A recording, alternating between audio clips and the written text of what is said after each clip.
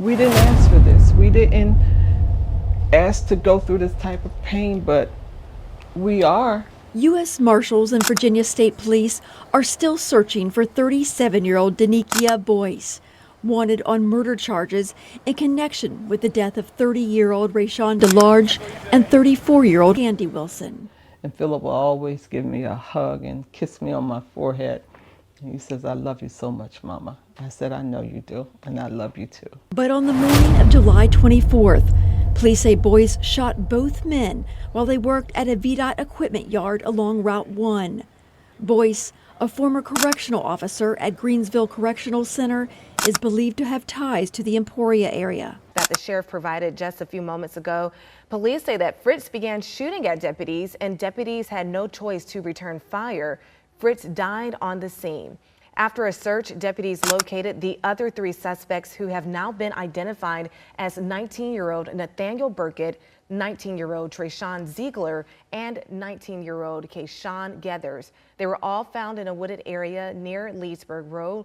All three were detained without incident, we're told. Now, during a search of the car, deputies say they located a rifle, ammunition, drugs, and a pistol that was modified with a Glock switch. Now, this is not something that we like to do, but this is something that we're forced to do. When somebody shoots at us, we're going to shoot back. They went to work expecting an ordinary day. Minutes later, one was dead, another was dying, and the woman police say was responsible had vanished. But what happened inside that workplace is the part that makes this case so disturbing. Stay tuned. Watch the video. Subscribe for more video. When police arrived at a Virginia Department of Transportation worksite in Chesterfield County on July 24, 2026, they found two men who had been shot. One of them was already dead. The other was still alive. His name was Philip Avery Wilson. He was 34 years old. But whatever chance Wilson had of surviving those wounds disappeared not long afterward. He was taken to a hospital where he died. The other man was 30-year-old Rai'Shon Eugene Delarge. He never made it to the hospital. He was found dead at the scene. Two men, one workplace, one morning, two lives suddenly gone. And then came the part that made this case even harder to understand. Investigators began pointing toward something personal, something involving domestic violence, and authorities identified a woman named Dennekia Rachelle Boyce as the person they were looking for. She was 37 years old, and according to investigators, she knew at least one of the men. Authorities say she fled after the shooting. Now she is wanted on 2 counts of second-degree murder, and there is a $10,000 reward for information leading to her capture. But stop there for a moment, because there is something about this case that makes it difficult to simply read the headline and move on. 2 men went to work. They didn't go to a party. They weren't walking through some dark alley in the middle of the night. They were at a VDOT worksite, a place connected to their jobs, a place where the day was supposed to be about work, and somehow, according to investigators, a personal conflict ended up following them there. That is the part we have to sit with. Because when people hear the words domestic violence, they may immediately imagine a private argument behind a closed door, a relationship, a home, a personal dispute that nobody else sees. But this case allegedly spilled into a workplace, and 2 men who were simply trying to get through their day ended up dead. The question is, why? What happened between these people? What could have been happening beneath the surface that investigators would eventually describe the shooting as domestic violence related? And perhaps most importantly, why did 2 men have to die? Those answers are not all publicly known yet. And that matters. Because there is a temptation with cases like this to fill the empty spaces ourselves, to create a motive, to assume we know what happened, but we don't. Not yet.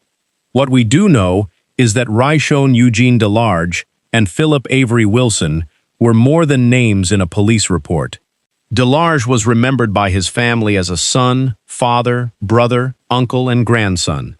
He loved football. He loved writing and performing music.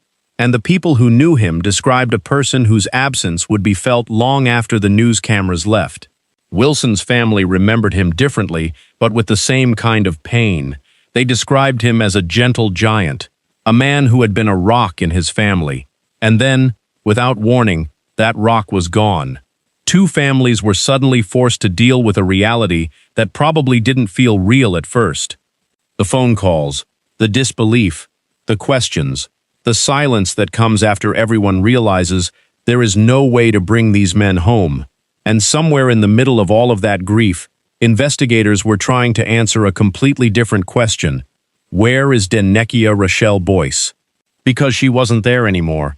Authorities say she had left, and now the search had begun. A shooting that had started at a work site had turned into a manhunt. The woman investigators believe was responsible was no longer at the scene, and the public was being asked to help find her. But there is another detail here that changes the way we look at the entire story. The victims were not strangers to the investigation. According to Virginia State Police, Boyce knew at least one of them. That single detail opens a door. But it doesn't tell us what's behind it. Was there an argument before the shooting? Was there a confrontation? Was there a relationship that had already become dangerous? Was something happening privately that co-workers knew nothing about? Or was July 24th the moment when a conflict that had been building finally exploded? At this point, investigators have not publicly laid out every answer, and that is exactly why this story is so disturbing. Because we know how it ended. 2 men dead, a woman wanted for murder, a $10,000 reward, 2 families grieving, but we still don't fully know how an ordinary workday became a scene of death. And until those missing pieces are revealed, one question continues to hang over this case. What happened that morning? Because whatever happened didn't just take 2 lives. It changed the lives of everyone connected to them, and it left an entire community trying to understand how something so personal could end in such a public and devastating way.